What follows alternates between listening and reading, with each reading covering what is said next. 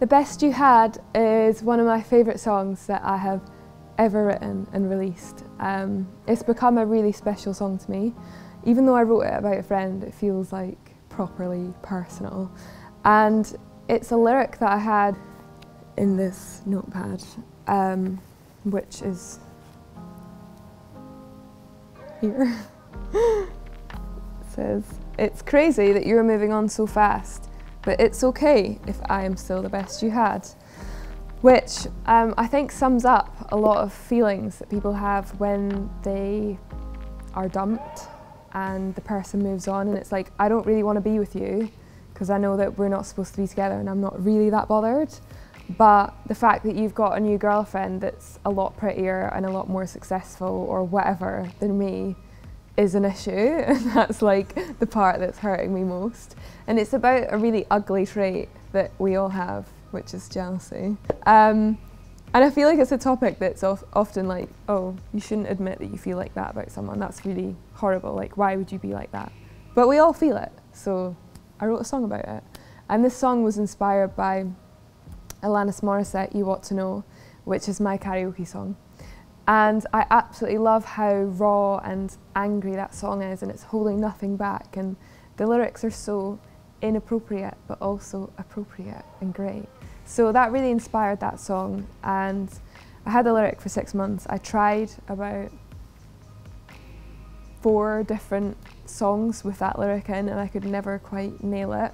So one day I had a session with a guy called Jordan Riley, who is the same age as me, upcoming producer. I got him to put auto-tune live on the vocal and turn it right up. So it almost sounds a bit like Kanye West, Heartless sort of thing.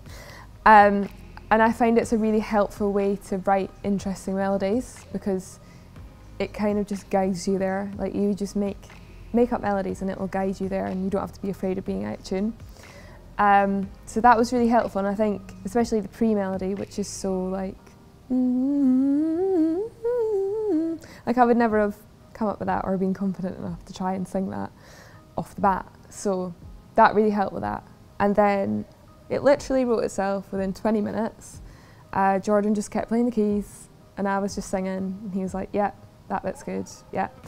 And it just came out. It was like someone had sent the song into the session, and I think as songwriters, that is what we're always chasing. Like, I'm always chasing that kind of session where it just comes out and it's great and you don't have to stress about it. So it was a really special session. And then I put a clip up again, and this probably got the best reaction out of a lot of the songs.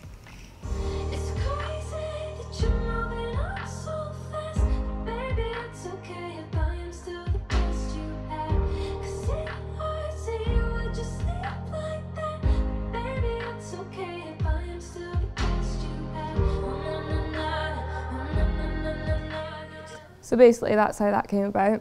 And then I just stood up and did a few takes, and the final vocal is just basically that.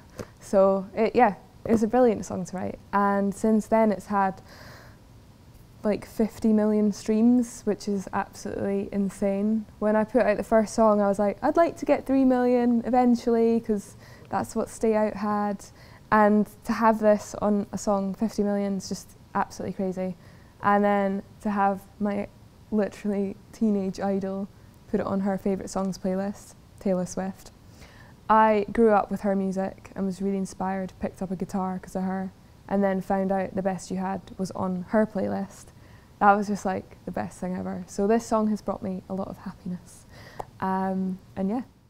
Thank you so much for listening to my track by track for The Sun Will Come Up, The Seas Will Change. And thank you, I hope you like it.